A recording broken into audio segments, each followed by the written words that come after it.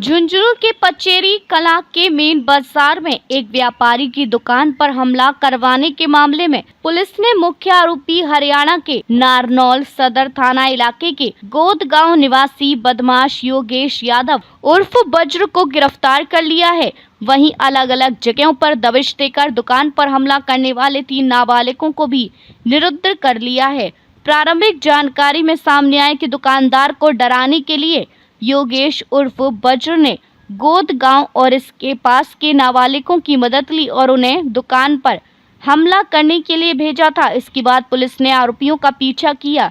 सबसे पहले हरियाणा पुलिस की मदद से योगेश उर्फ वज्र को दबोचा। इसके बाद एक एक कर 3 नाबालिग को निरुद्ध किया। हमला करने आए 3 अन्य आरोपी भी नाबालिग बताए जा रहे हैं, लेकिन यह बात तीनों को दस्तयाब करने के बाद तय होगा। एसएचओ राजपाल सिंह ने बताया कि प्रारंभिक पूछताछ में योगेश वज्र ने यह स्वीकार किया है कि 13 जून को जो व्यापारी पर हमला करवाया था वो उसने ही करवाया था, जिससे यह बात भी जाहिर हो रही है कि हमला करने वालों में वज्र उर्फ योगेश शामिल नहीं था। उसने पूरे प्लान के साथ नाबालिगों को भेजा था। इधर आरोपी योगेश उर्फ वज्र को न्यायालय में पेश किया गया है। एसएचओ राजपाल सिंह ने बताया कि 2 दिन के रिमांड पर योगेश उर्फ वज्र को भेजा गया है।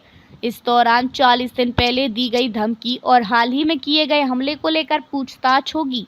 आज योगेश उर्फ वज्र से मौका तस्दीक करवाया गया। पचेरी कला पुलिस पैदल ही योगेश उर्फ वज्र को लेकर बाजार में पहुंची तो वज्र ना तो ठीक से चल पा रहा था और ना ही बाजार में अपना मुंह उठा पा रहा था।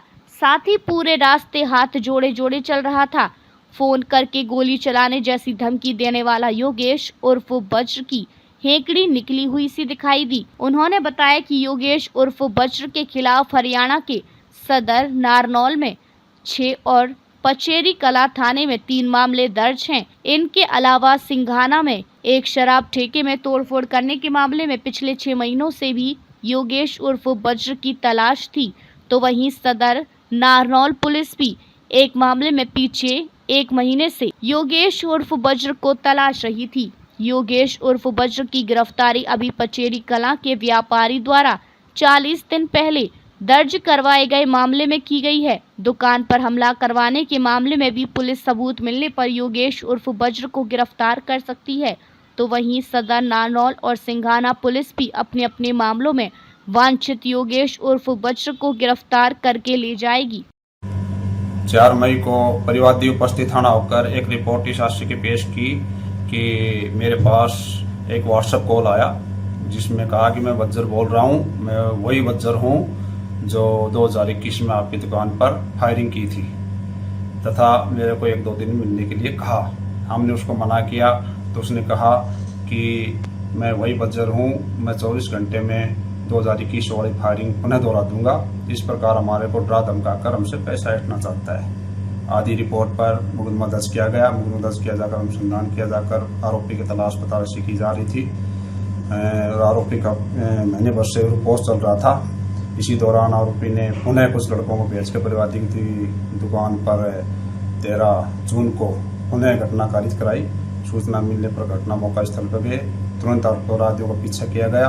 अपराधी का पीछा करते हुए 14 जून को गांव गोद में आरोपी वज्र उर्फ योगेश को दबोचा गया और प्रकरण में अनुसंधान किया जाकर पूरे वाले प्रकरण में गिरफ्तार किया गया तथा गिरफ्तारी के दौरान पूछताछ पर इसने खुलासा किया कि 13 जून को जो लड़के मैंने भेजे थे जिनके द्वारा ये घटना कारित कराई थी, जिस पर 3 नाबालिग बच्चों को निरुद्ध किया गया।